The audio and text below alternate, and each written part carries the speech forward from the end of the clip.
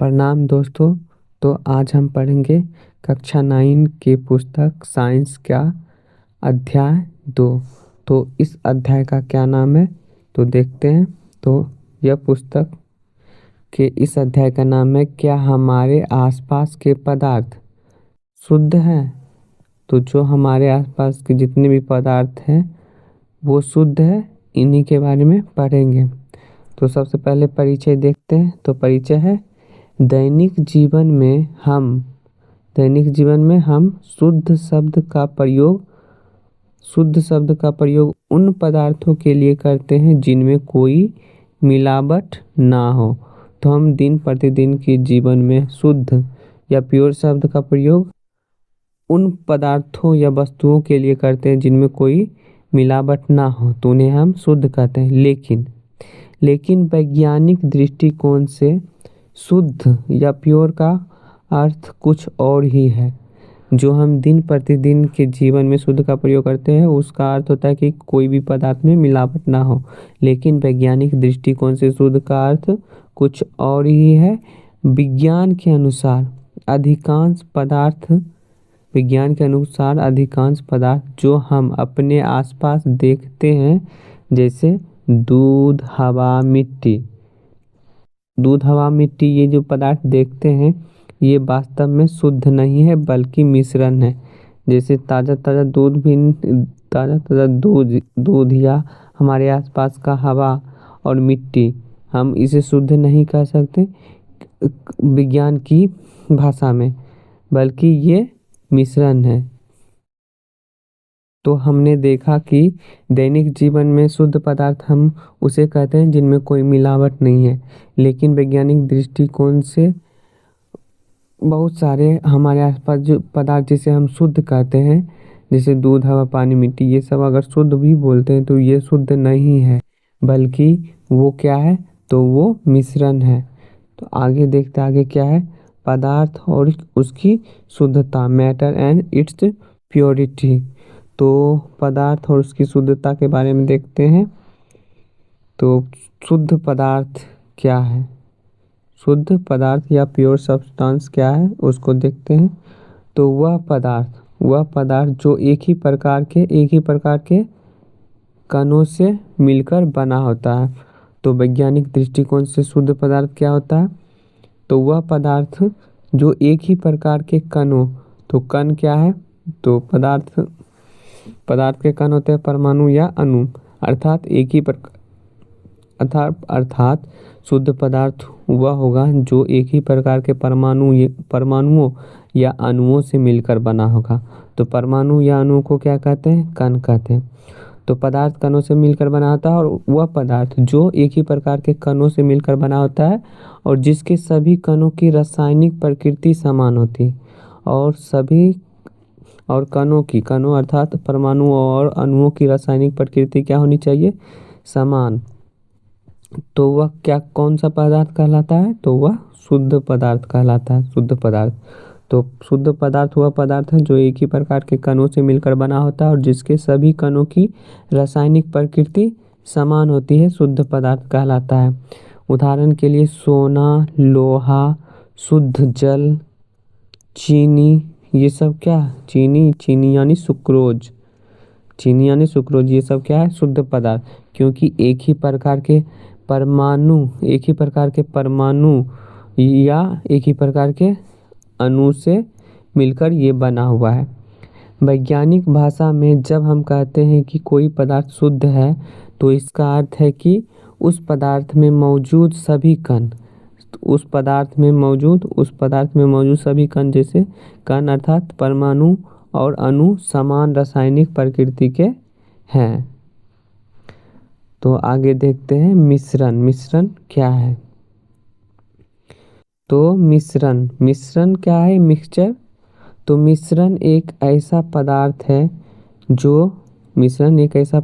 जो दो या दो से अधिक शुद्ध तत्वों या यौगिकों को किसी भी अनुपात में मिलाने से बनता है। तो मिश्रण क्या है, मिश्रण ऐसा पदार्थ है जो दो या दो से अधिक शुद्ध तत्वों या यौगिकों को शुद्ध तत्वों या यौगिकों को किसी भी अनुपात में मिलाने से बनता है। क्या बनता है? तो किसी भी दो या दो से अधिक शुद्ध तत्वों या यौगिकों को किसी भी अनुपात में मिलाने से क्या बनता है? मिक्सर। इसमें अवयव अपने मूल गुण को बनाए रखता है। इसमें जो भी चीज़ मिलाते हैं, जो भी दो या दो से अधिक शुद्ध तत्व या यौगिक मिलाते हैं, वे अपने मूल गुण को बनाए रखते हैं। उदाहरण के लिए वायु, समुद्र का जल, मिट्टी, दूध, ये सब क्या है? मिश्रण है। तो जैसे हम इसका एक और उदाहरण ले सकते हैं। जैसे ये गिलास है, इसमें पानी है और इसमें चीनी घोल दिए, तो इसमें पानी का अपना गुण इसमें मौजूद रहेगा और चीनी का भी अपना गुण मौजूद रहेगा। यानी ये दोनों दो पदार्थ जो मिक्स किए हैं तो वो अपना अपना गुण बनाए रखेगा। इसलिए ये क्या हो गया? ये हो गया मिश्रण। आगे देखते हैं मिश्रण के प्रकार। तो मिश्रण के प्रकार, टाइप्स ऑफ मिक्सचर्स। तो अवयवों की प्रकृति और उनके वितरण के आधार पर मिश्रण मुख्यतः दो प्रकार के होते हैं। तो मिश्रण में क्या होता है? दो या दो से अधिक पदार्थ मिलाए जाते हैं। तो उनमें जो पदार्थ मिलाए जाते हैं उनके प्रकृति और उनके एक दूसरे में वितरण के आधार पर मिश्रण को मुख्यतः दो प्रकार के होते हैं। अवयवों की प्रकृति और उनके वितरण के आधार पर मिश्रण मुख्यतः दो प्रकार के होते हैं। कौन कौन? तो समांगी मिश्रण और दूसरा विषमांगी मिश्रण। तो समांगी मिश्रण अर्थात होमोजेनियस मिक्सचर और विषमांगी मिश्रण अर्थात हेट्रोजीनियस मिक्सर। तो समांगी मिश्रण किसे कहते हैं? तो समांगी मिश्रण वह मिश्रण है जिसमें अवयव एक दूसरे में पूरी तरह मिल जाते हैं। तो समांगी मिश्रण वह मिश्रण है जिसमें अवयव एक दूसरे में क्या होता है? पूरी तरह मिल जाता है और पूरे मिश्रण का संगठन या कंपोजिशन एक समान होता है। तो जैसे हम नमक और पानी या चीनी और पानी का मिश्रण लेते हैं तो उसमें क्या होता है? अवयव चीनी और पानी एक दूसरे में पूरी तरह मिल जाता है और पूरे मिश्रण में कहीं भी चीनी ज़्यादा और कहीं चीनी कम तो नहीं होता। बिल्कुल पूरे मिश्रण में संगठन क्या होता है? एक समान होता है। इसके कणों को अलग नहीं देखा जा सकता। समांगी मिश्रण के कण क्या होता है? अलग अलग नहीं देखा जा सकता। उदाहरण के लिए हम जल में नमक या जल में चीनी या हवा का मिश्रण या गैसों का मिश्रण, मिश्र धातु जैसे मिश्र धातु या पीतल, ये सब क्या है? मिश्रण है। और इसमें क्या होता है? इसमें अवयव जिसको हम मिलाते हैं वे पूरी तरह एक दूसरे में मिल जाते हैं और मिश्रण का संगठन या कॉम्पोजिशन एक समान होता है। पूरे मिश्रण में इन दोनों की मात्रा एक समान होता है। आगे है विषमांगी मिश्रण वह मिश्रण है जिसका संगठन पूरे भाग में एक समान नहीं होता है। तो क्या विषमांगी मिश्रण कैसा मिश्रण है? तो यह एक ऐसा मिश्रण है जिसका संगठन या पूरा मिलावट एक दूसरे में क्या होता है? एक समान नहीं होता है और इसके अवयवों के बीच स्पष्ट पृथक्करण सीमाएं होता है। इनके अवयवों जिन चीज़ों को मिलाते हैं वे एक दूसरे में पूरी तरह या समान रूप से नहीं मिलते, बल्कि स्पष्ट पृथक्करण सीमाएं होती है। इसके कणों को प्रायः आँखों से देखा जा सकता है। विषमांगी मिश्रण के कणों को क्या कर सकते हैं? आँखों से देख सकते हैं। जैसे विषमांगी मिश्रण के उदाहरण रेत और चीनी का मिश्रण। रेत और चीनी को मिला देंगे, क्या ये पूरी तरह एक दूसरे में मिल जाएंगे? नहीं, उसको अलग अलग साफ पता चल जाएगा ये रेत है और चीनी है। जल और तेल का भी मिश्रण क्या है? विषमांगी मिश्रण है। जल और तेल को भी मिला देने पर जल और तेल एक दूसरे में मिक्स नहीं होता, वो उस पर भी अलग अलग दोनों दिखाई देते हैं। चॉक पाउडर और पानी को मिला देंगे तो वो भी अलग पानी में चौक दिखाई देगा। या मिट्टी, मिट्टी क्या है, चौक पाउडर और मिट्टी भी, मिट्टी भी बिस्मांगी मिश्रण, उसमें भी हर जगह अलग अलग होता है अवयव। आगे है एनसीईआरटी के क्रियाकलाप का सारांश दिया हुआ है, उसे भी देखते हैं। तो क्या है, तो एनसीईआरटी क्रियाकलाप 2.1 का सारांश दिया हुआ। इस क्रियाकलाप में कक्षा के समूहों में कक्षा को समूहों में बांटकर पानी में क्या करें, कॉपर सल्फेट की अलग अलग मात्रा और अन्य पदार्थ में क्या ले सकते हैं, नमक, पोटेशियम परमैंगनेट मिलाने को कहा गया।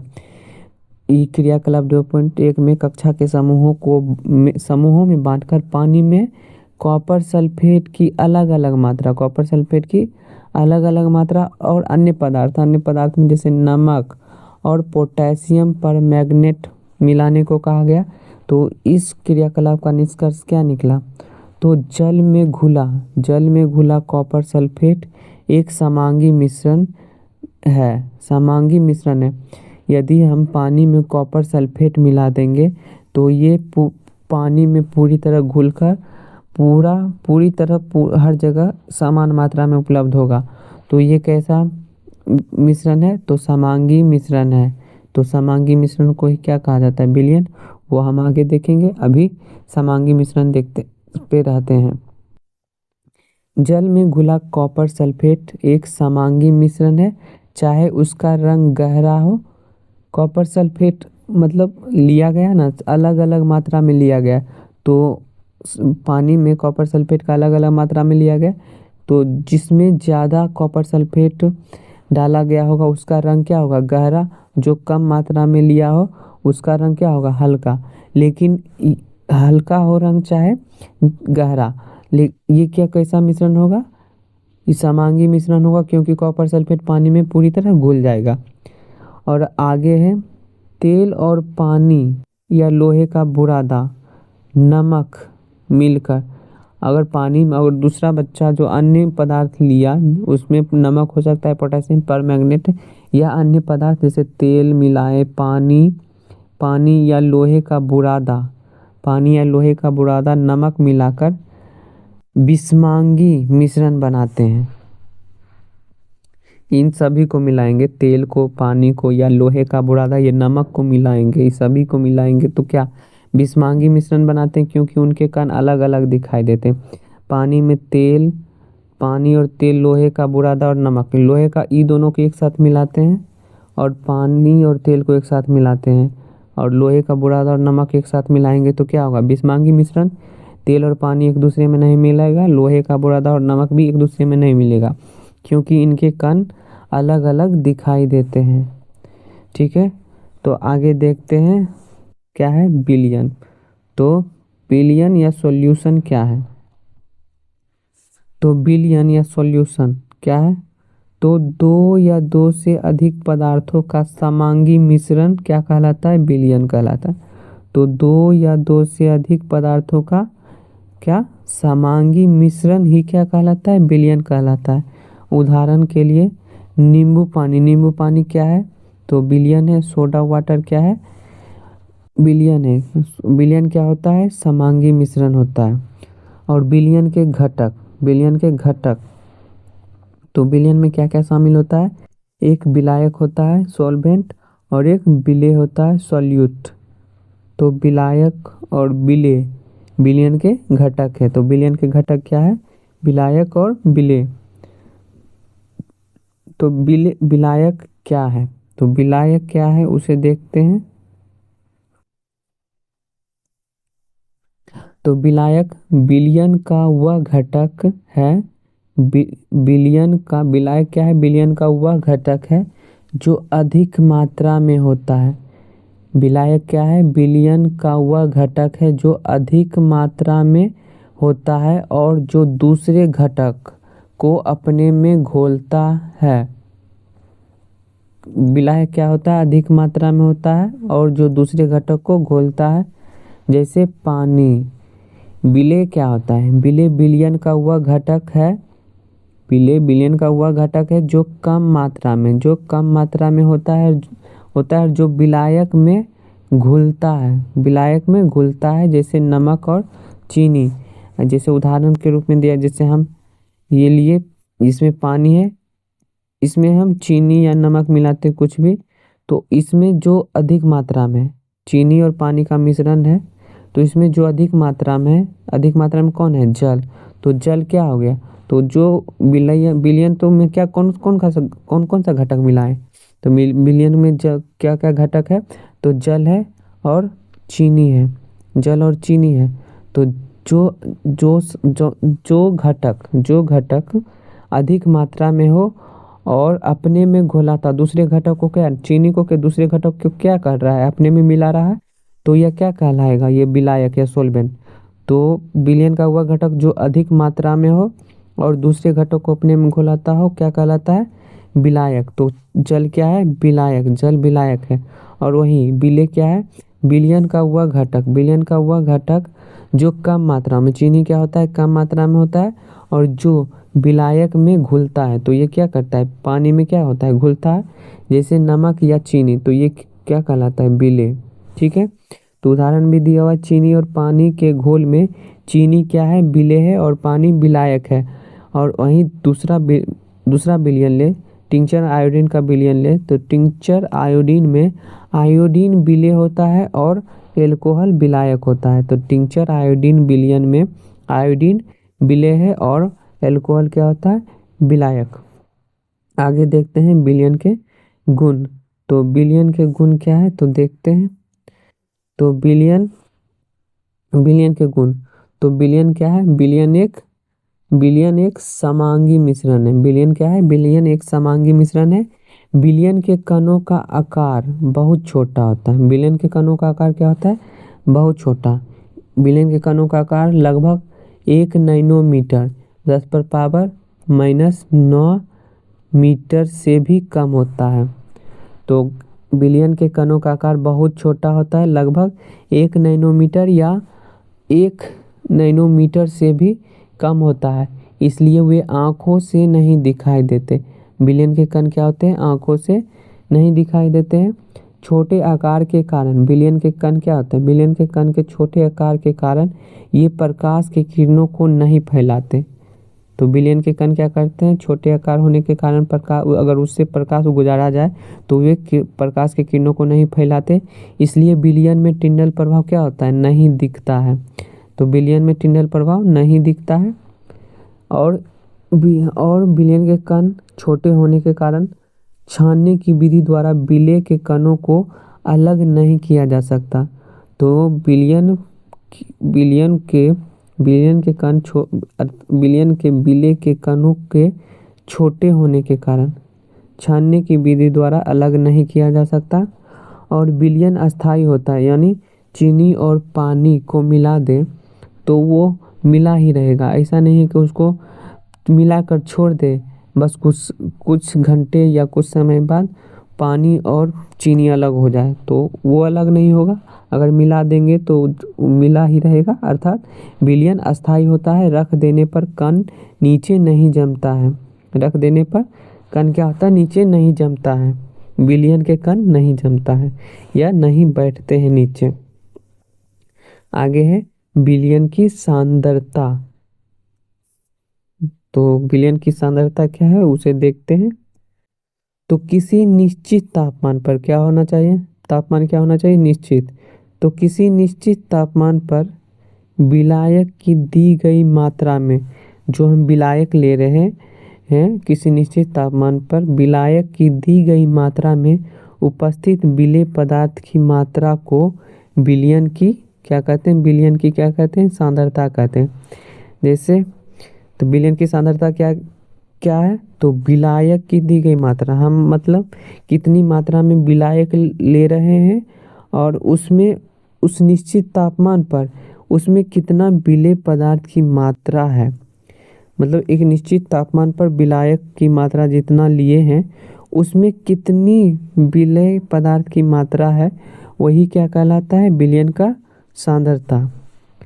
तो किसी निश्चित तापमान पर विलायक की दी गई मात्रा में उपस्थित उपस्थित विलेय पदार्थ की मात्रा को क्या कहते हैं, विलयन की सांद्रता। सांद्रता निकालने के यहाँ सूत्र दिया हुआ है, पहला सूत्र दूसरा सूत्र।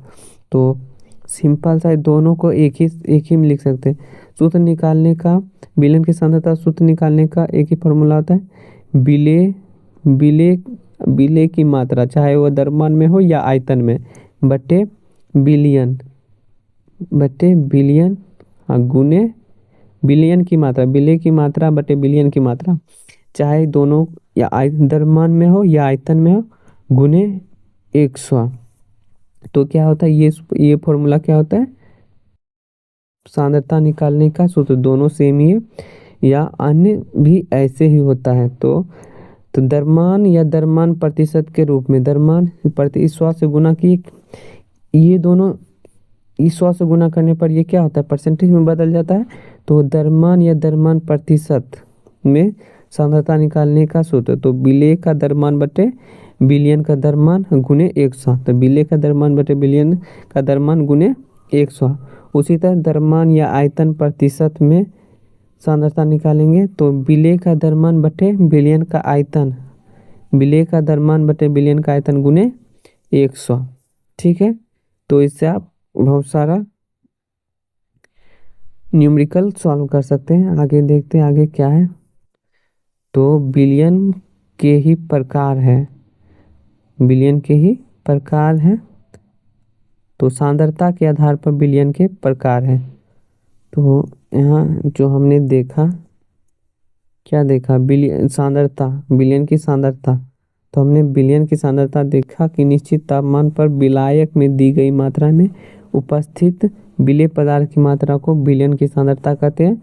और इसी बिलियन की सांद्रता के आधार पर यहाँ बिलियन को विभाजन या दो भागों में बांटा गया है। कौन कौन, तो संतृप्त बिलियन या सैचुरेटेड सॉल्यूशन, और दूसरा असंतृप्त बिलियन अनसैचुरेटेड सॉल्यूशन। संतृप्त बिलियन किसी निश्चित तापमान पर यदि बिलियन में और अधिक विलेय पदार्थ ना घोला जा, और अधिक विलेय ना घोला जा सके, उसे संतृप्त बिलियन कहते हैं। तो संतृप्त बिलियन क्या है, एक निश्चित तापमान पर यदि बिलियन है और उसमें और विलेय पदार्थ क्या करें, ना घोला जा सके, उसे क्या कहते हैं, संतृप्त बिलियन। और अगला है असंतृप्त बिलियन। तो असंतृप्त बिलियन क्या है, तो यदि बिलियन में विलेय पदार्थ की मात्रा संतृप्तता स्तर से कम है, अर्थात और घोला जा सके, उसे असंतृप्त बिलियन कहते हैं। तो असंतृप्त बिलियन क्या है, तो बिलियन है, यदि हम बिलियन लिए हैं, उसमें विलेय पदार्थ की मात्रा को और क्या करे, घोला जा सके। मतलब संतृप्त में क्या था, पहले ऊपर वाला जैसे ये पानी और नमक और जल या चीनी या जल जो भी ले, तो ये पानी है, इसमें इतना चीनी या नमक है कि और अधिक विलेय, और इसमें चीनी डालिएगा तो नहीं घुलेगा बल्कि नीचे जम जाएगा। इसलिए इसमें चीनी, मतलब ये अगर नहीं, मतलब इतना चीनी है कि अब आगे इसमें डालने पर नहीं घुलेगा, तो ये क्या हो गया, संतृप्त। लेकिन एक और गिलास लेते हैं, उसमें पानी लेते हैं, इसमें बहुत कम अभी चीनी इसमें घुला हुआ है। तो यदि बिलियन में इसमें कम चीनी घुला है और चीनी डालेंगे तो ये ज़रूर घुल जाएगा। इसीलिए यदि बिलियन में विलेय पदार्थ की मात्रा, विलेय क्या होता है, जो कम मात्रा में होता है, तो विलेय क्या है, चीनी।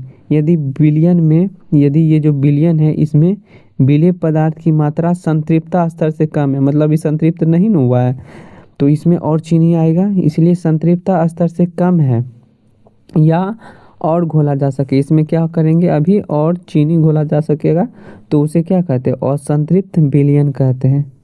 ठीक है, तो आगे देखते हैं आगे क्या है। आगे है निलंबन। निलंबन एक विषमांगी मिश्रण है। निलंबन कैसा मिश्रण है, तो निलंबन विषमांगी मिश्रण है जिसमें विलेय पदार्थ के कण घुलते नहीं हैं। तो निलंबन में क्या होता है, जैसे विलयन में क्या पढ़ रहे थे कि जल में क्या होता है, चीनी या नमक क्या होता है, पूरी तरह घुल जाता है, तो वो कौन सा विलयन, वो विलयन कहलाता है। लेकिन निलंबन क्या कहलाता है, जिसमें विलेय पद यह ऐसा मिश्रण है जिसमें विलेय पदार्थ क्या होता है, घुलता ही नहीं है बल्कि माध्यम की समष्टि, यानी पूरा पूरा माध्यम, जैसे हम जल लेते हैं, ये पूरा माध्यम है ना, पूरा माध्यम। तो इसमें अगर मिट्टी डाल दें, मिट्टी डाल के घोल दें, तो मिट्टी डाल के घोल देंगे तो क्या करें, तो क्या होगा, तो ये जो मिट्टी जो छोटे कम मात्रा में डाल रहे हैं तो वो क्या हो जाएगा, ये जो मिश्रण बना रहे हैं उसमें क्या हो जाएगा, विलेय।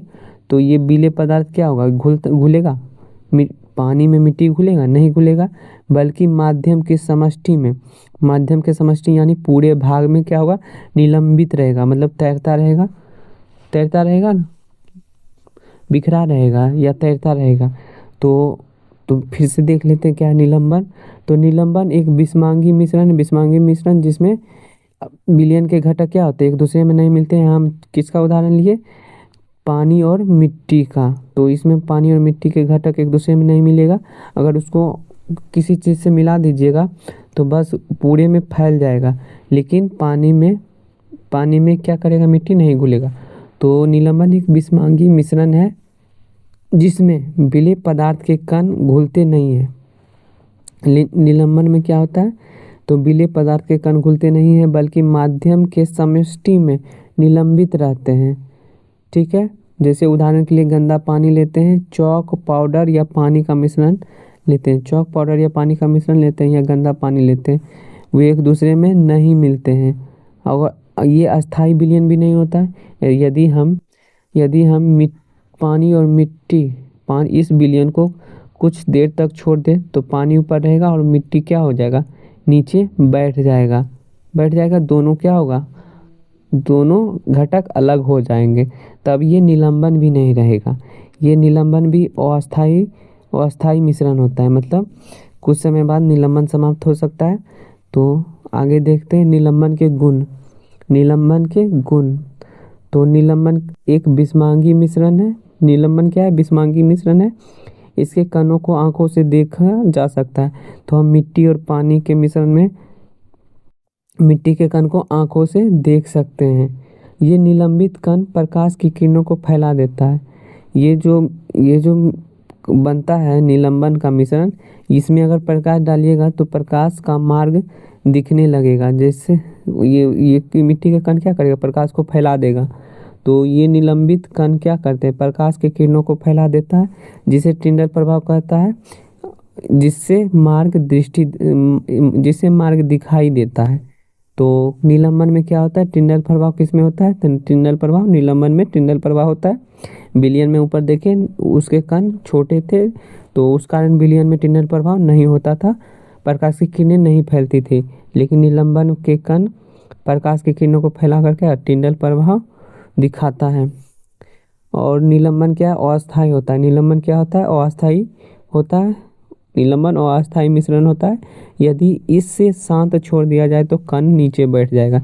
जैसे अभी उदाहरण में भी देखें कि मिट्टी और जल के मिश्रण को कुछ देर शांत छोड़ देंगे तो मिट्टी नीचे बैठ जाएगा, पानी अपनी जगह पर बना रहेगा। तो ये अस्थाई विलयन है। निलंबन समाप्त हो जाएगा, दोनों अलग हो जाएंगे। तो ये अस्थाई मिश्रण है। छानन विधि द्वारा इसके कणों को अलग किया जा सकता है।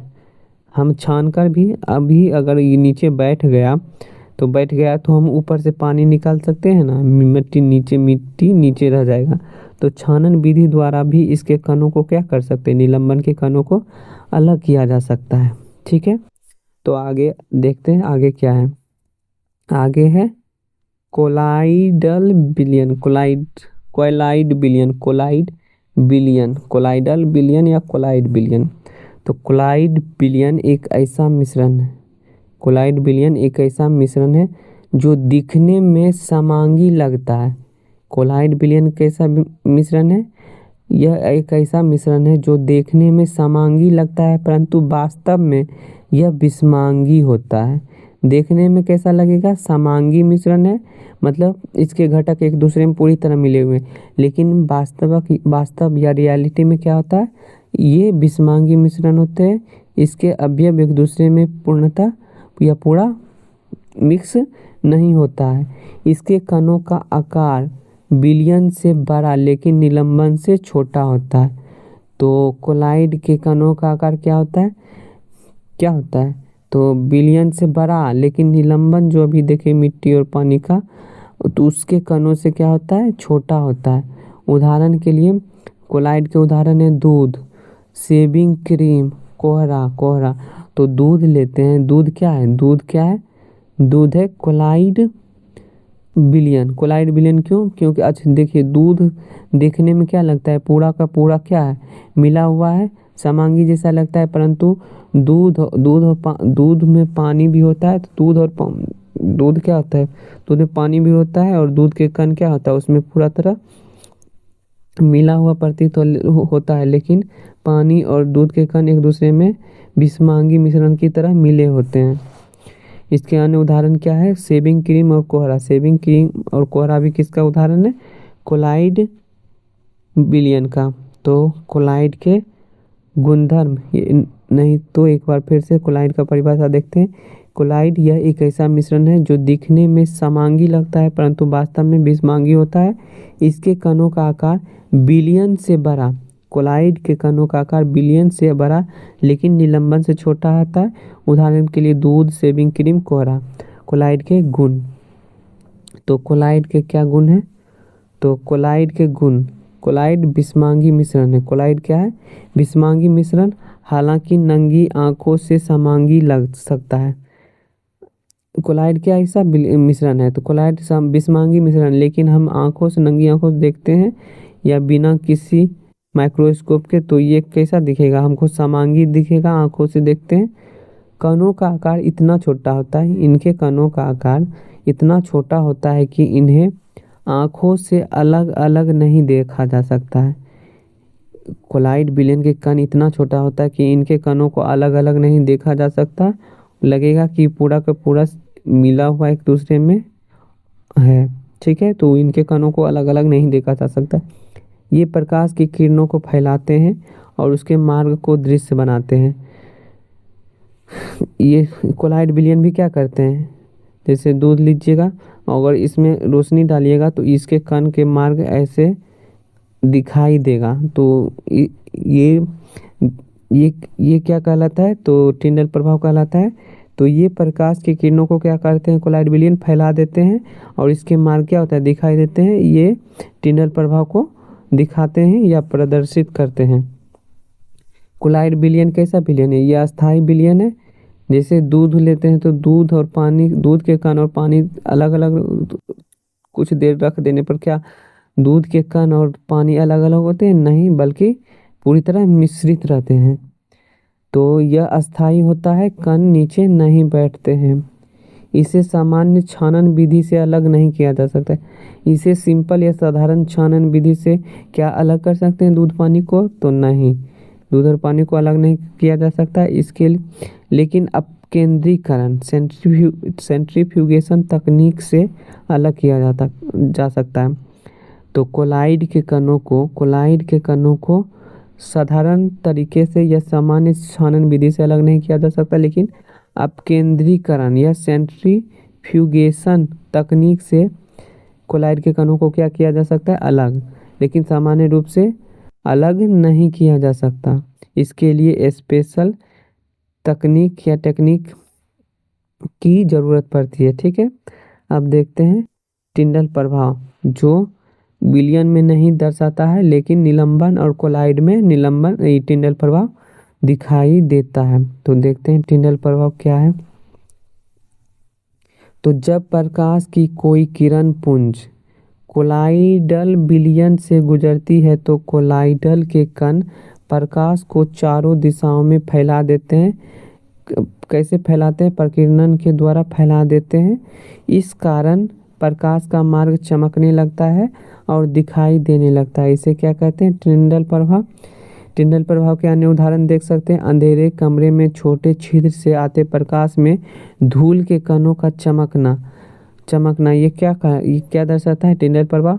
या दूसरा उदाहरण ले, घने जंगलों में सूर्य की किरणों को दिखना, ये क्या है, टिंडल प्रभाव। तो टिंडल प्रभाव क्या होता है, जैसे कोई भी निलंबन विलयन लीजिए या कोलाइड विलयन, अगर ये विलयन है और इसमें से प्रकाश के किरण के पुंज को गुजारेंगे, प्रकाश के किरण के पुंज को गुजारेंगे तो क्या होगा, तो इनके कण जो रहेंगे यह प्रकीर्णन विधि द्वारा, प्रकीर्णन विधि क्या होता है, जिसमें कण प्रकाश के किरणों को फैला देता है। तो प्रकीर्णन विधि द्वारा प्रकाश के किरणों को फैला देगा, जिससे इस विलयन में भी प्रकाश के मार्ग क्या होता है, दृष्टिगोचर अर्थात दिखाई देता है। तो दिखाई देता है, इसी प्रक्रिया को क्या कहते हैं, टिंडल प्रभाव। अब कोलाइड के सामान्य उदाहरण दिए हुए हैं। तो कोलाइड के सामान्य उदाहरण क्या क्या दिया हुआ है, तो देखते हैं। तो आप देख सकते हैं ये कोलाइड्स के सामान्य उदाहरण है। किसके उदाहरण है, कोलाइड्स के। कोलाइड्स ये परिक्षिप्त परावस्था और ये परिक्षेपण माध्यम, इन दोनों के मिलने से क्या बनता है, उसका क्या नाम है, परिक्षिप्त परावस्था या परिक्षेपण के माध्यम से क्या बनता है, कोलाइड्स विलयन बनता है। कोलाइड्स विलयन के क्या नाम है वो नीचे दिए गए और उसके कुछ उदाहरण दिए गए। तो परिक्षिप्त परावस्था क्या होता है, ये परिक्षिप्त परावस्था मानिए कोलाइड विलयन का विलय होता है, क्या होता है, विलय होता है। और परिक्षेपण माध्यम क्या होता है, परिक्षेपण माध्यम कोलाइड विलयन का विलायक होता है।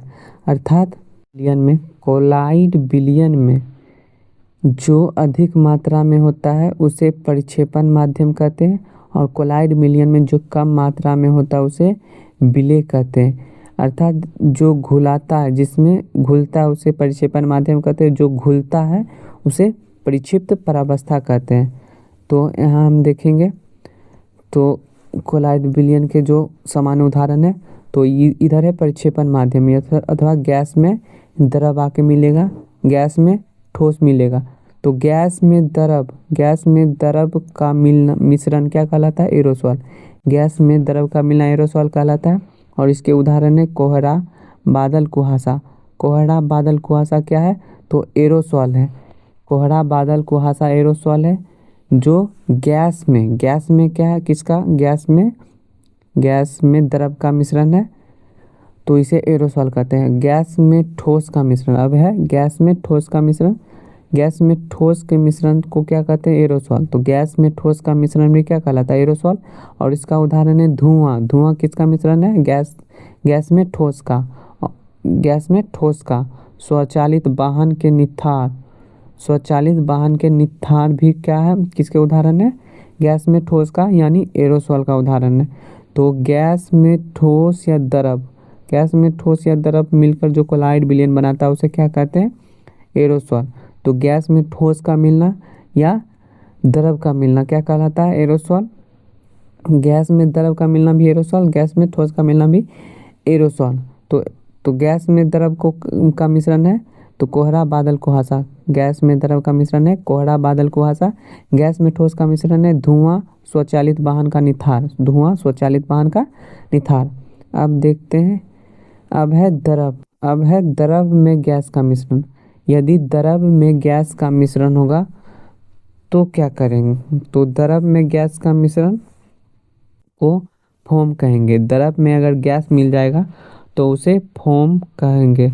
जैसे सेविंग क्रीम इसके उदाहरण है, फोम का उदाहरण क्या है, सेविंग क्रीम किसका उदाहरण है, द्रव में। लिक्विड में क्या है, गैस का मिश्रण। द्रव में गैस का मिश्रण क्या कहलाता है, फोम। द्रव में गैस का मिश्रण फोम कहलाता है और इसका उदाहरण है सेविंग क्रीम। द्रव में द्रव का मिश्रण क्या कहलाता है, द्रव में ही द्रव का मिश्रण क्या कहलाता है, इमल्सन कहलाता है, या इसे पायस भी बोलते हैं, इमल्सन या पायस भी बोलते हैं। तो द्रव में द्रव का मिश्रण क्या कहलाता है, इमल्सन या पायस। जैसे दूध में द्रव और द्रव का ही मिश्रण है। और फेस क्रीम जो जेल के रूप में होता है, फेस पर लगाते हैं, तो फेस क्रीम और दूध यह क्या है, इमल्सन या पायस के उदाहरण है। दूध और फेस क्रीम इमल्सन या पायस के उदाहरण है, जो द्रव में द्रव का मिश्रण है। और द्रव में ठोस का मिश्रण, द्रव में ठोस को मिलाना, ये ठोस का मिश्रण क्या कहलाता है, सोल। तो द्रव में ठोस का मिश्रण सोल कहलाता है। तो इसका उदाहरण है मिल्क ऑफ मैग्नीशिया या magnesia milk, milk of magnesia milk, magnesia milk या और कीचड़। और कीचड़ में भी क्या होता है, कीचड़ में भी द्रव में क्या होता है, ठोस। तो द्रव में ठोस का मिश्रण क्या कहलाता है, सोल। सोल, द्रव में ठोस का मिश्रण सोल कहलाता है। और इसके उदाहरण है मैग्नीशिया मिल्क, मैग्नीशिया मिल्क और कीचड़। तो हमने देखा कि द्रव में गैस का मिश्रण कहलाता है फोम, द्रव में द्रव का मिश्रण इमल्सन, और द्रव में ठोस का मिश्रण कहलाता है सोल।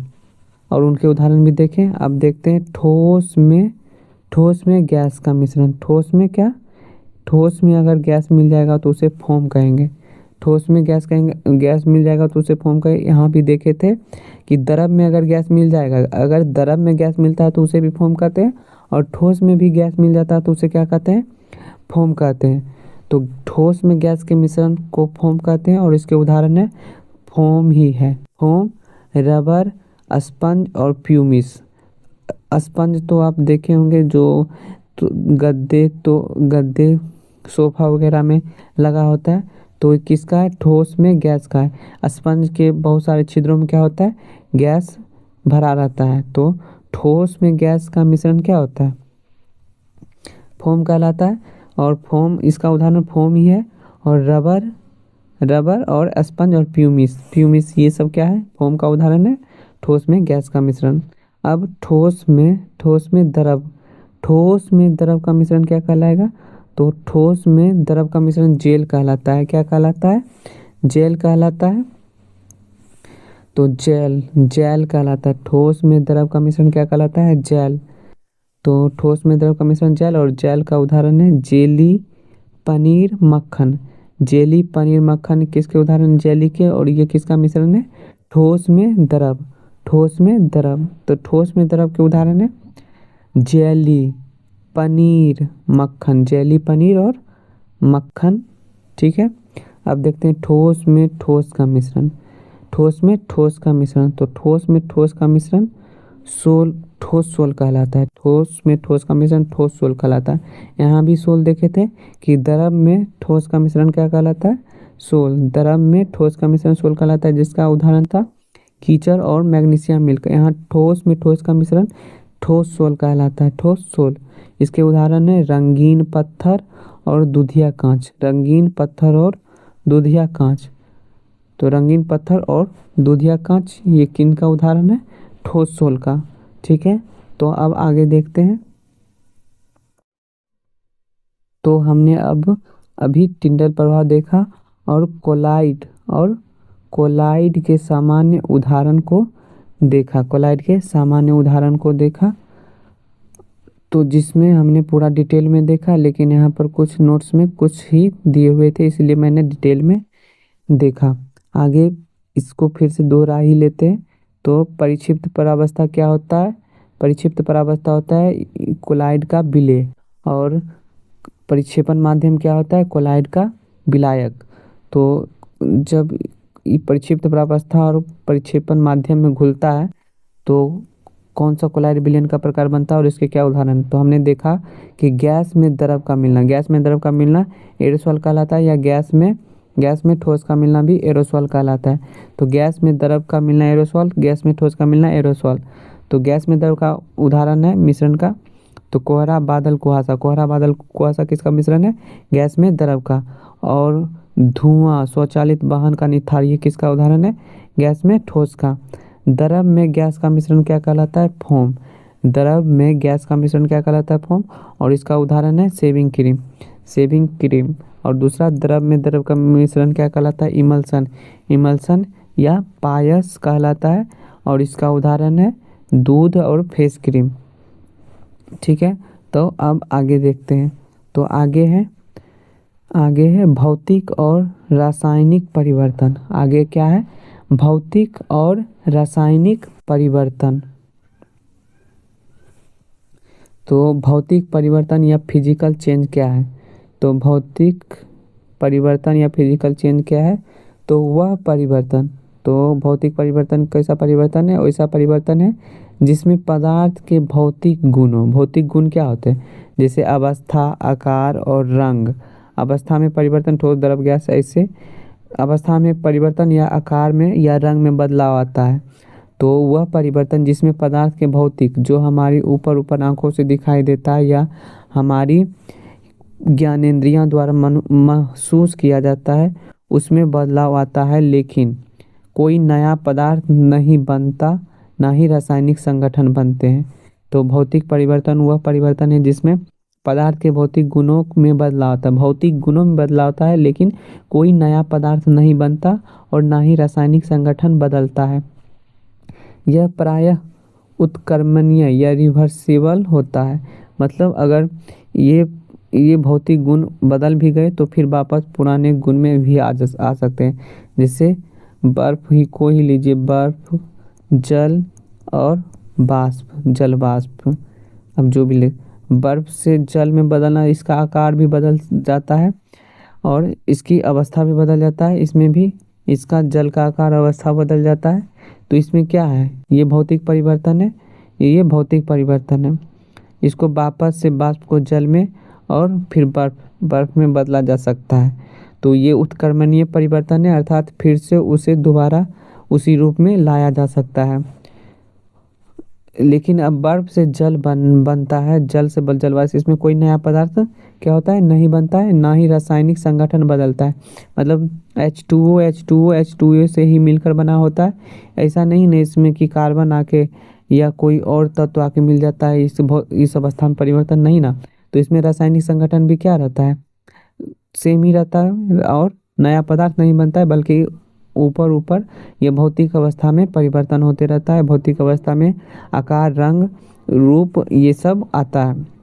उदाहरण के रूप में दिया हुआ है बर्फ का पिघलना, पानी का उबलना, कागज का फाड़ना। कागज का फाड़ना क्या है, कागज को फाड़ दिए तो कागज को फाड़ कर दो टुकड़े बना दिए तो क्या कागज कागज नहीं रहा, कागज कागज रहा, लेकिन क्या हो, कागज कागज ही रहा और कागज, ठीक है। तो ये इसके भौतिक या रासायनिक, भौतिक गुणों में परिवर्तन आया, रासायनिक गुणों में नहीं। कागज को पुनः कागज भी बनाया जा सकता है। नमक का पानी में घुलना, नमक का पानी में घुलना भी क्या है, भौतिक परिवर्तन है, क्योंकि हम नमक और पानी को फिर से अलग भी कर सकते हैं। ठीक है, अब रासायनिक परिवर्तन देखते हैं। तो रासायनिक परिवर्तन या केमिकल चेंज क्या है। तो रासायनिक परिवर्तन या केमिकल चेंज क्या है। तो रासायनिक परिवर्तन ऐसा परिवर्तन है जिसमें एक या अधिक नए पदार्थ बनते हैं। तो रासायनिक परिवर्तन में क्या होता है कि इसमें एक या अधिक, एक ये बने या चाहे अधिक बने, एक नया पदार्थ बनता है जिनके गुण, जो नया पदार्थ बनता है उनके गुण जिनसे वह बनाया गया है अर्थात मूल पदार्थ से बिल्कुल अलग होता है। तो भौतिक परिवर्तन वैसा परिवर्तन जिसमें एक या अधिक नया पदार्थ बनता है, एक या अधिक नया पदार्थ बनता है जिनके गुण मूल पदार्थ से अर्थात जिनसे वह बनाया गया उससे अलग होता है।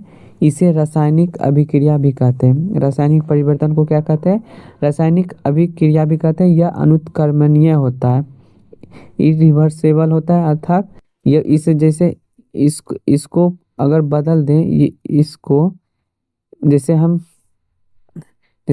दूध लें, दूध लिए, दूध से हमने इसे दही बनाया, दूध से दही बनाया, तो दूध से दही बनाया तो हम क्या करें, दूध से दही तो बना लिए, क्या दही से फिर दूध बना सकते हैं, तो दही से दूध पुनः नहीं बना सकते। यह अनुत्क्रमणीय है, मतलब फिर से वापस उसी प्रकार से पहले जैसा नहीं बना सकते, उसे क्या कहते हैं, अनुत्क्रमणीय। और उत्क्रमणीय क्या होता है कि वापस उसी की तरह बना देना, तो वह किस में होता है, भौतिक परिवर्तन में। तो अनुत्क्रमणीय है, रासायनिक परिवर्तन कैसा है, अनुत्क्रमणीय है। तो इसका उदाहरण है लोहे में जंग लगना, लोहे में जंग लगता है, यह कौन सी प्रक्रिया है, रासायनिक परिवर्तन।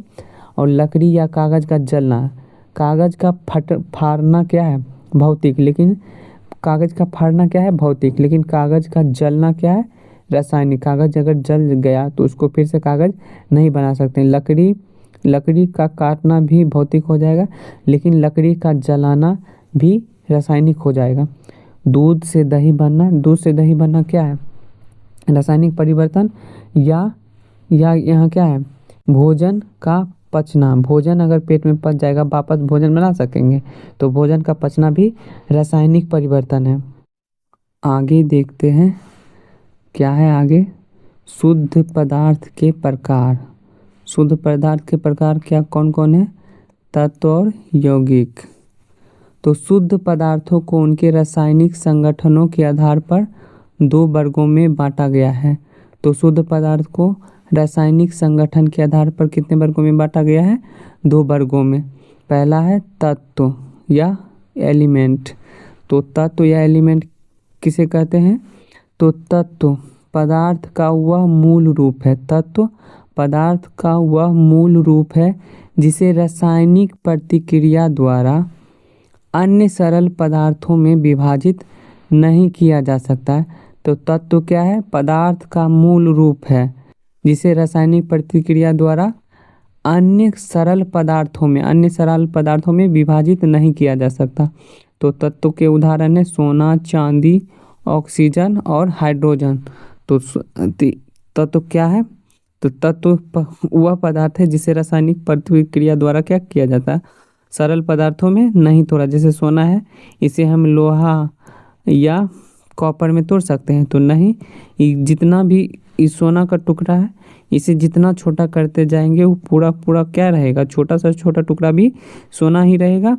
और इसे किसी रासायनिक प्रक्रिया द्वारा भी अन्य तत्वों में क्या कर सकते हैं, नहीं विभाजित कर सकते हैं। ठीक है, तो आगे है तत्वों को तीन वर्गों में विभाजित किया जा सकता है। तो तत्वों को तीन वर्गों में विभाजित किया जा सकता है, कौन कौन, धातु, अधातु और उपधातु, मेटल्स, नॉन मेटल्स और मेटेलॉइड्स।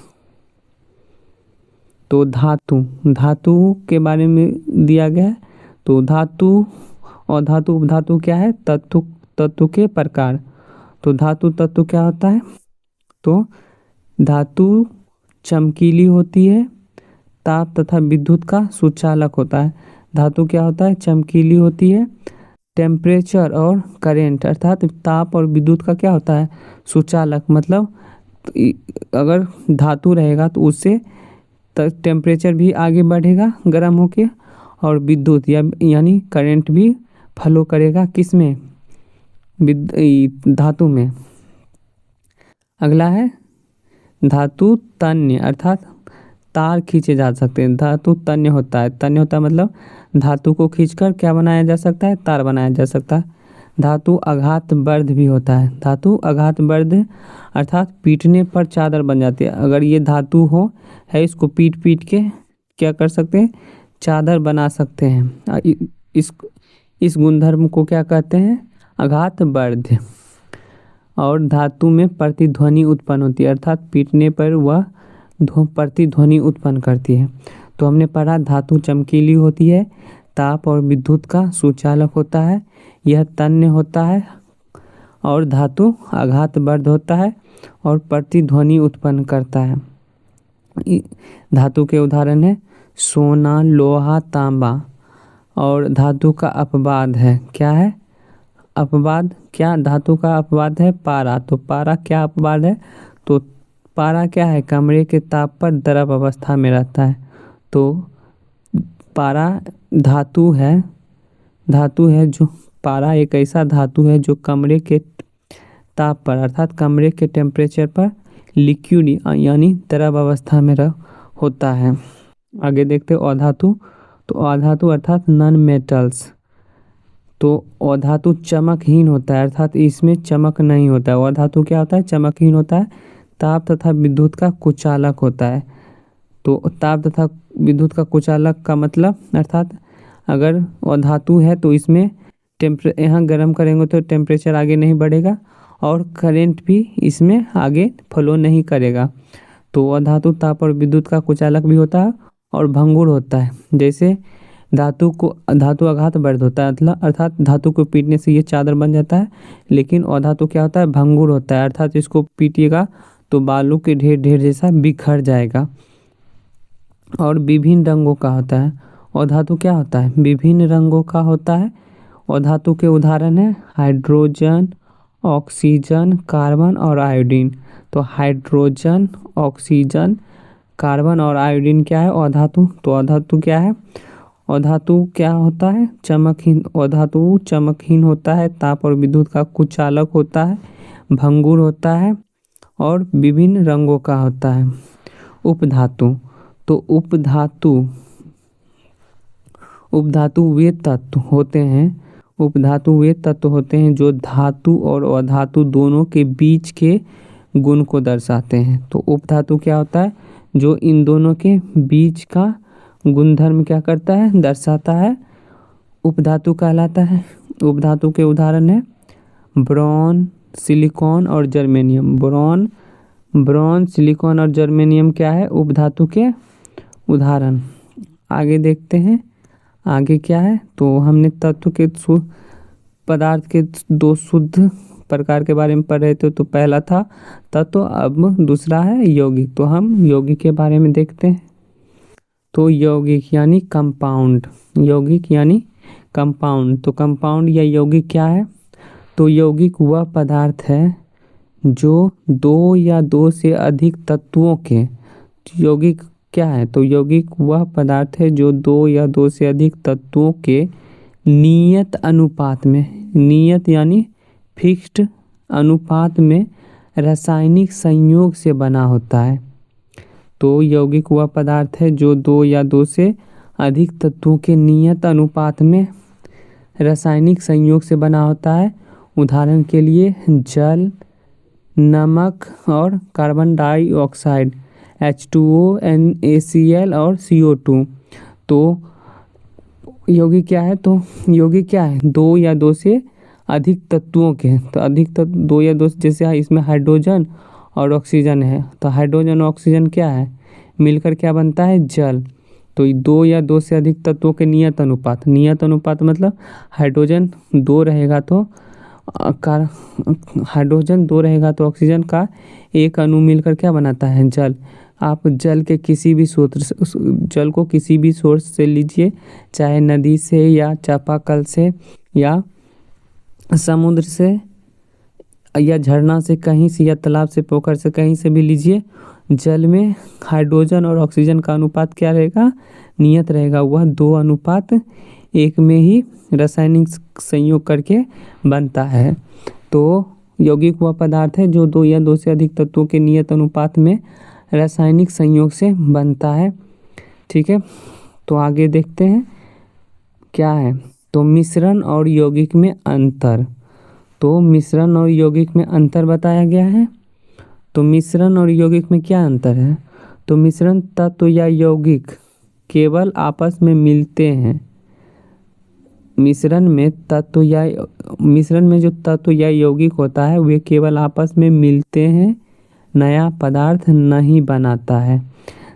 यौगिक में तत्व क्रिया करके नया पदार्थ का निर्माण करता है।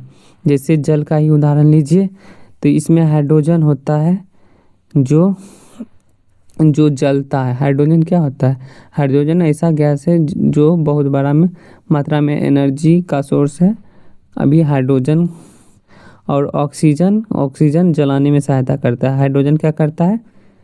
जलता है और ऑक्सीजन जलने में मदद करता है। लेकिन इन दोनों के रासायनिक अभिक्रिया से क्या बनता है? जल, H2O बनता है, जो इन दोनों से बिल्कुल भिन्न और एक नया पदार्थ बनता है जो आग को जलने से रोकता है। तो हाइड्रोजन जलता है, ऑक्सीजन जलने में मदद करता है, लेकिन H2O जो एक नया पदार्थ बनता है वो क्या करता है? वो जलने से रोकता है, अर्थात आग को बुझाता है। तो हमने देखा मिश्रण में तत्व या यौगिक आपस में तो मिलते हैं लेकिन नया पदार्थ नहीं बनाते हैं। यौगिक में तत्व या यौगिक मिलते हैं और नया पदार्थ का निर्माण करते हैं।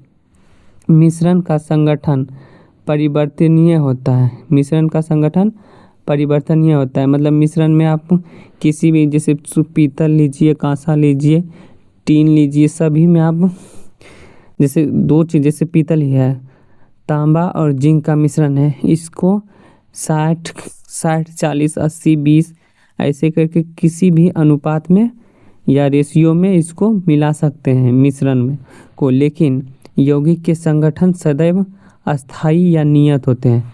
यौगिक के संगठन क्या होते हैं? सदैव अस्थाई या नियत होते हैं। हमने जल के ही उदाहरण से लिया कि आप समुद्र से लीजिए या नदी से लीजिए या चापानल से या तालाब से, तो आपको क्या मिलेगा? तो हाइड्रोजन और ऑक्सीजन का संगठन क्या होगा? हमेशा नियत ही मिलेगा। मिश्रण के घटक पदार्थों के गुण दर्शाते हैं। मिश्रण में जो घटक होते हैं वह अपने अपने गुण दिखाते हैं। जैसे आप नमक और पानी का मिश्रण लेते हैं तो उसमें नमक और पानी अपना अपना गुण बनाए रखता है। लेकिन यौगिक में क्या होता है? लेकिन यौगिक में नए पदार्थ के गुण घटक, नए पदार्थ के जो बनता है यौगिक में वह पूरी तरह भिन्न होता है। जैसे यही उदाहरण लीजिए, हाइड्रोजन जलता है, ऑक्सीजन जलने में मदद करता है, लेकिन जल बनता है नया पदार्थ तो क्या करता है? जलने से रोकता है। तो यौगिक नए पदार्थ के गुण घटकों से पूरी तरह भिन्न होता है। अगला है मिश्रण घटकों को भौतिक विधियों से अलग किया जा सकता है। मिश्रण को भौतिक विधि से अलग किया जा सकता है।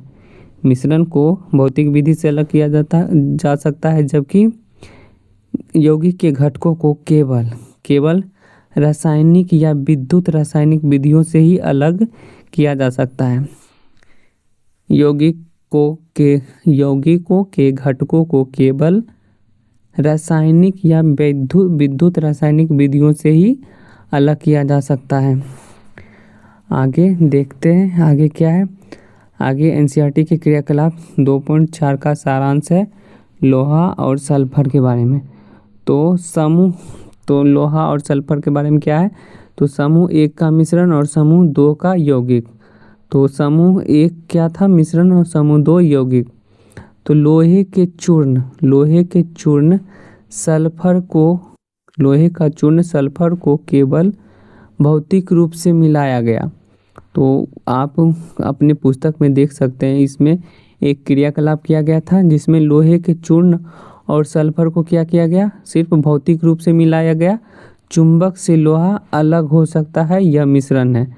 दोनों को भौतिक रूप से एक दूसरे में मिलाया गया, और यदि हम चुंबक द्वारा क्या कर सकते हैं? उन दोनों से चुंबक अलग कर सकते हैं।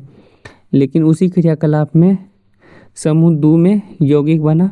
मिश्रण को क्या किया गया? गर्म किया गया, जिससे काला पदार्थ आयरन सल्फाइड बना। लोहे का चूर्ण और सल्फर को गर्म किया गया, जिससे एक काला पदार्थ आयरन सल्फाइड बना। अब चुंबक से लोहा अलग नहीं किया जा सकता। जब लोहा का चूर्ण और सल्फर को गर्म करके एक नया पदार्थ, काला पदार्थ आयरन सल्फाइड बनाया गया, तब चुंबक से लोहा को अलग नहीं किया जा सकता, ना ही सल्फर के गुण दिखेंगे। तो यह क्या बन जाता है? तो यह यौगिक बन जाता है। आगे है मिश्रणों के घटकों का पृथक्करण। तो विभिन्न प्रकार के मिश्रण को अलग करने की विभिन्न विधियां पर चर्चा की गई है। तो देखते हैं। तो पाठ में विभिन्न पृथक्करण विधियों की चर्चा की गई है। तो सबसे पहले बाष्पीकरण या वेपोरेशन। तो बाष्पीकरण, तो मिश्रण के घटकों से पृथक करने की पहली विधि को हम पढ़ रहे हैं, जो है बाष्पीकरण। तो विलायक, जैसे पानी, विलायक को बाष्प बनाकर उड़ाना, ताकि अघुलनशील ठोस अर्थात नमक या डाई प्राप्त हो सके। तो बाष्पीकरण में क्या होता है? तो विलायक को क्या किया जाता है? विलायक को बाष्प बनाकर उड़ा दिया जाता है, और उसमें जो घुला हुआ अघुलनशील ठोस रहता है उसे प्राप्त कर लिया जाता है। उदाहरण के लिए स्याही से रंग वाले घटक को अलग करने के लिए बाष्पीकरण का प्रयोग कर सकते हैं। अगला है अपकेंद्रीकरण विधि या सेंट्रीफ्यूगेशन। तो अपकेंद्रीकरण विधि से कोलाइड कणों को अलग करने के लिए किया जाता है। तो कोलाइडल कणों को अलग करने के लिए किस विधि का प्रयोग किया जाता है? अपकेंद्रीकरण। जब मिश्रण को तेजी से घुमाया जाता है तो भारी कण नीचे बैठ जाते हैं। भारी कण क्या होते हैं? नीचे बैठ जाते हैं और हल्के कण ऊपर आ जाते हैं। इसके उदाहरण है दूध से क्रीम निकालना। कौन सी प्रक्रिया द्वारा दूध से क्रीम निकाला जाता है? अपकेंद्रीकरण। और रक्त की जांच या ब्लड टेस्ट किस विधि से किया जाता है?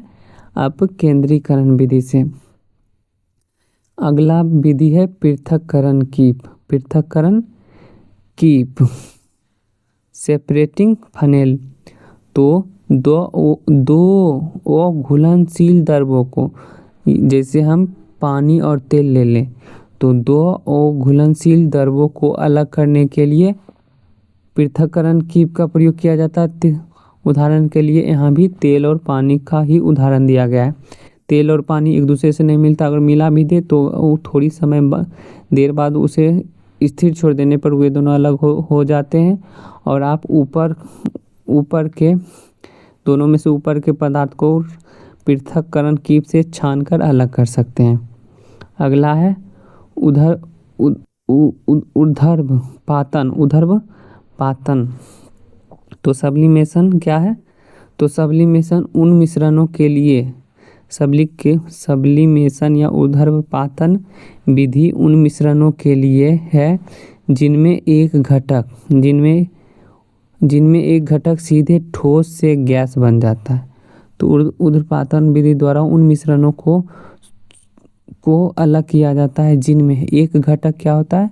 सीधे ठोस से गैस बन जाता है।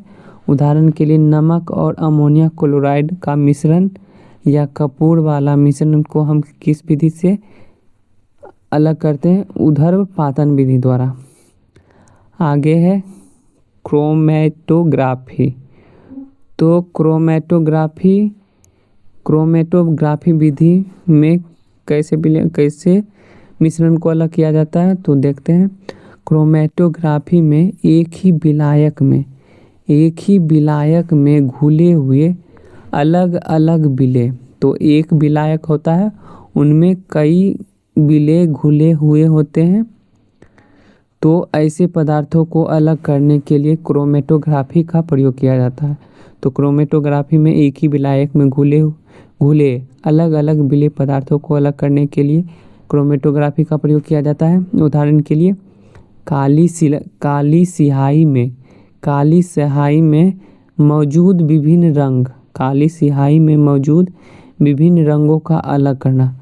काली स्याही में मौजूद विभिन्न रंगों को या डाई को अलग करने के लिए किसका प्रयोग किया जाता है?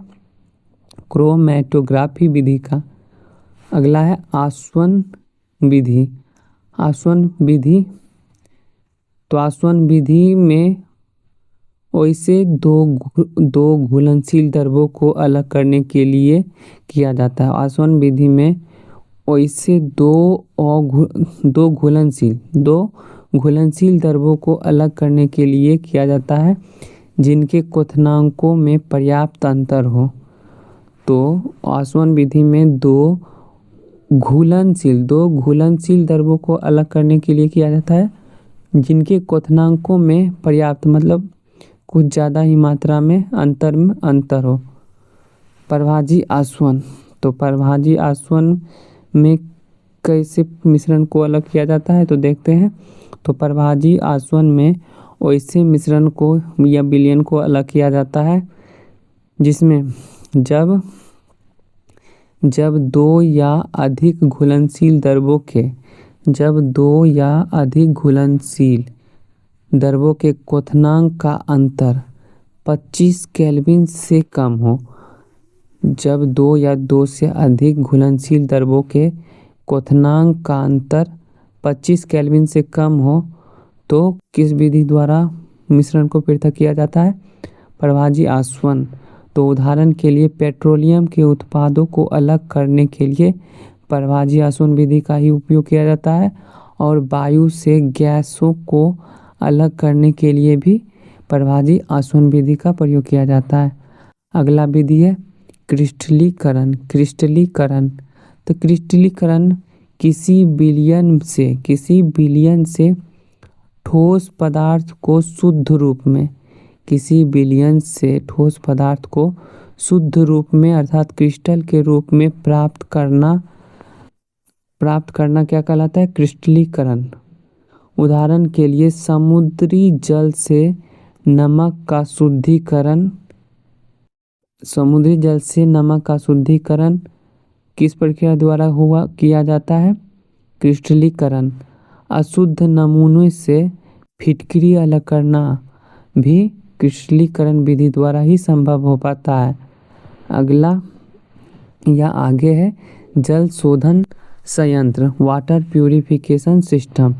जल शोधन संयंत्र का संक्षिप्त विवरण दिया गया है। तो जल शोधन संयंत्र नदियों झीलों से प्राप्त अशुद्ध जल को, जल शोधन संयंत्र नदियों या झीलों से प्राप्त अशुद्ध जल को पीने योग्य बनाने के चरण निम्नलिखित है या निम्न है। तो सबसे पहले नदियों या झीलों से अशुद्ध जल को प्राप्त करता है। उसके बाद तलहटी टैंक में ठोस कण को नीचे बैठा दिया जाता है। तलहटी टैंक में क्या होता है? उस अशुद्ध पानी का ठोस कण नीचे बैठ जाता है। उसके बाद अगला टैंक आता है भारण टैंक। भारण टैंक में निलंबित अशुद्धियों को भारित किया जाता है, जिससे वह निलंबित अशुद्धियाँ क्या होता है? नीचे बैठ जाता है। उसके बाद तीसरा छानन टैंक में आता है। छानन टैंक में रेत और बजरी की परतों से छाना जाता है। रेत और बजरी की परतों को छाना जाता है। उसके बाद अंतिम प्रक्रिया है क्लोरीनीकरण। इसमें क्लोरीनीकरण के माध्यम से बैक्टीरिया को मारने का काम किया जाता है। तो आगे है क्विक रिवीजन। तो क्विक रिवीजन में क्या है तो देख लेते हैं क्विक रिवीजन में क्या है। अब तक जो हमने पढ़ा उसका क्विक रिवीजन।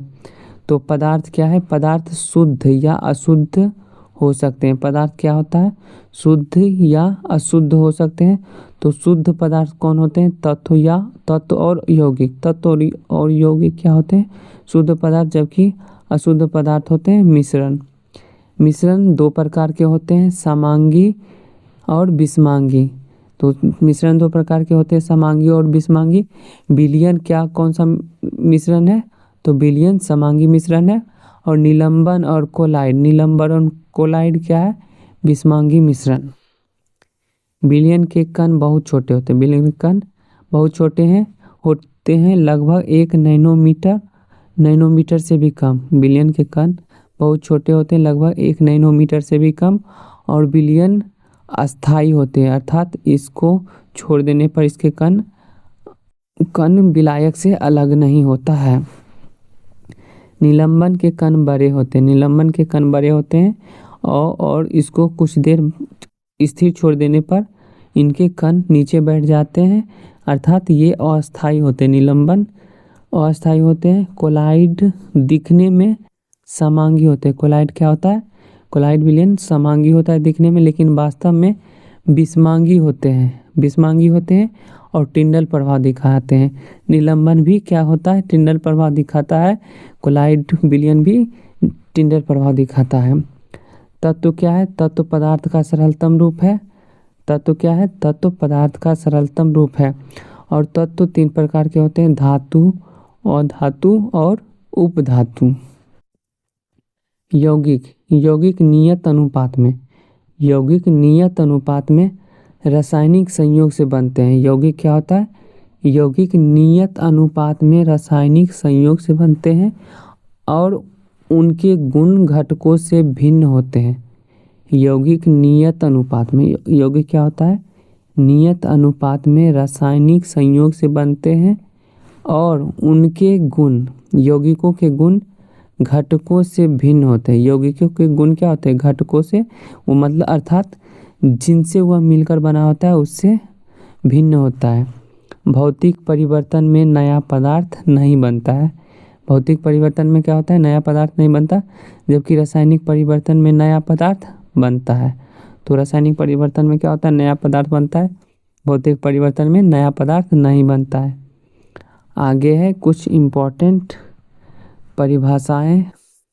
तो विलेयता क्या कहलाता है, विलेयता किसे कहते हैं, विलेयता तो निश्चित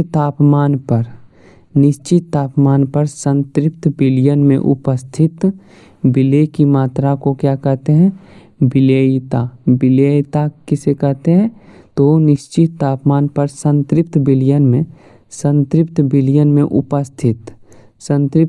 में उपस्थित विलेय की मात्रा को क्या कहते हैं, विलेयता। अगला है मिश्र धातु।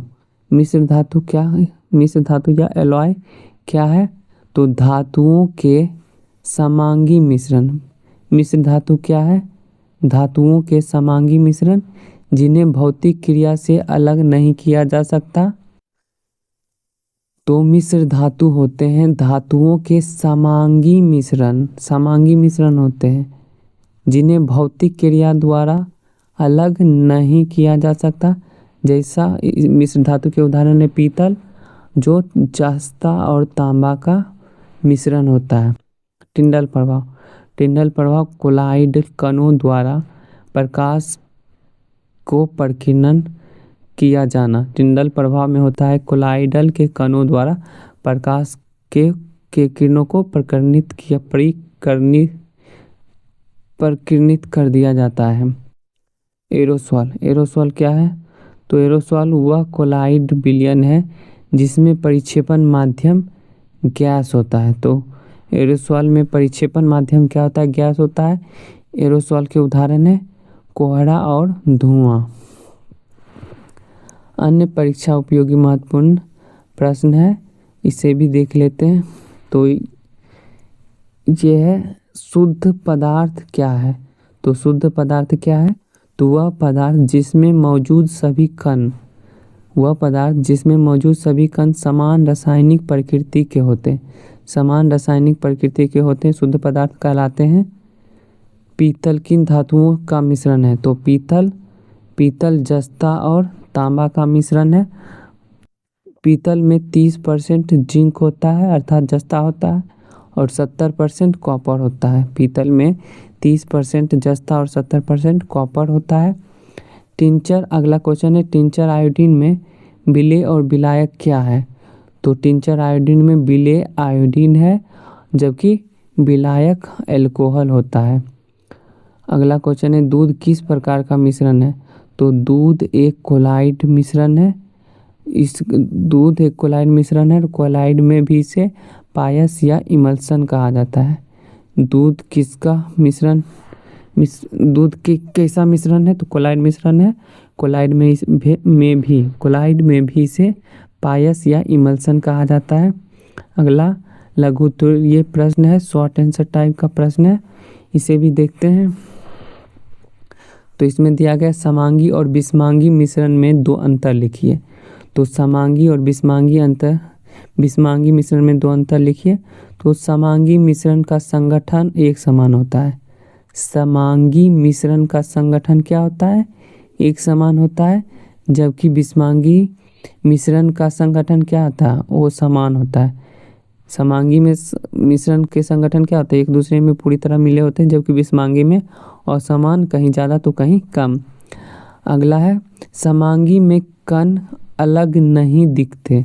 समांगी मिश्रण में क्या होता है, कण अलग नहीं दिखते हैं, अर्थात जल और चीनी का मिश्रण ले तो दोनों कण नहीं दिखते, एक दूसरे में पूरी तरह मिल जाते हैं, जबकि विषमांगी में दिखते हैं। विषमांगी मिश्रण में क्या होते हैं, कण दिखते हैं, जैसे जल और मिट्टी के मिश्रण, तो इसमें मिट्टी के कण दिखाई देते हैं। उदाहरण के लिए समांगी मिश्रण के उदाहरण जल और चीनी ले सकते हैं, और विषमांगी मिश्रण में रेत और पानी को ले सकते हैं, रेत और पानी को। अगला एक क्वेश्चन दिया हुआ है, एक बिलियन के 320 ग्राम विलायक जल 1 बिलियन के 320 ग्राम विलायक जल में 40 ग्राम नमक विलेय है। विलयन की सांद्रता ज्ञात करें। तो हमने देखा था, तो विलयन का सांद्रता कैसे निकाला जाता है, वो भी परसेंटेज में। तो विलेय की मात्रा 40 और विलयन का मात्रा, तो विलयन का मात्रा में क्या होगा, विलायक प्लस विलेय। तो 320 और 40 360 हो जाएगा गुना 100।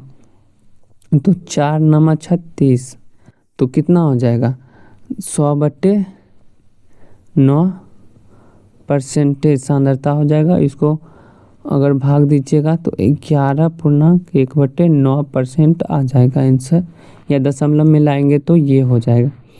अगला आगे का क्वेश्चन है, निलंबन और कोलाइड में अंतर स्पष्ट करें।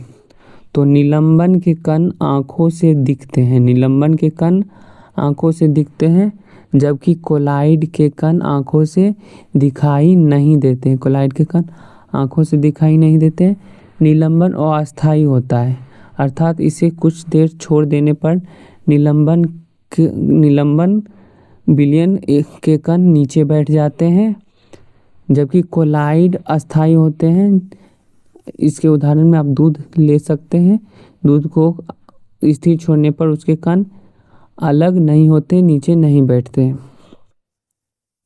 आगे है दीर्घ उत्तरीय प्रश्न। दीर्घ उत्तरीय प्रश्न, तो दीर्घ उत्तरीय प्रश्न में आप में पहला प्रश्न है, मिश्रण और यौगिक में मुख्य अंतर स्पष्ट कीजिए। तो मिश्रण और यौगिक में मुख्य अंतर स्पष्ट कीजिए। इसके नोट्स में दी गई तालिका में हमने ऊपर संगठन, नए पदार्थ का बनना, गुणों में परिवर्तन और पृथक्करण की विधि के आधार पर ऊपर देख चुके हैं, उसी से संबंधित इसमें कुछ बिंदु डाल देंगे तो इसका आंसर हो जाएगा। तो मिश्रण किसका संगठन होता है, मिश्रण का संगठन या यौगिक का संगठन नए पदार्थ बनता है नहीं बनता है, गुणों में परिवर्तन होता है, और इनके ये पृथक्करण की विधियां क्या क्या है। आगे है, निम्नलिखित को अलग करने की विधियों का नाम लिखें। तो निम्नलिखित को अलग करने का विधियों का नाम, दूध से मक्खन निकालने के लिए कौन सी विधि प्रयोग में लाते हैं, तो अपकेंद्रीकरण। समुद्री जल से नमक निकालने के लिए कौन सी विधि का प्रयोग करते हैं, बाष्पीकरण या क्रिस्टलीकरण। बाष्पीकरण या क्रिस्टलीकरण का प्रयोग समुद्री जल से नमक निकालने के लिए, दही से मक्खन निकालने के लिए अपकेंद्रीकरण, नमक और कपूर के मिश्रण को अलग करने के लिए ऊर्ध्वपातन, और तेल और पानी के मिश्रण को अलग करने के लिए पृथक्करण की हवा से गैस पृथक्करण करने के लिए किस विधि का प्रयोग किया जाता है, परभाजी आसवन। तो हमारा वीडियो कंप्लीट हुआ। अगर आपको मेरा प्रयास अच्छा लगा तो लाइक, शेयर और सब्सक्राइब कर दें। थैंक्स।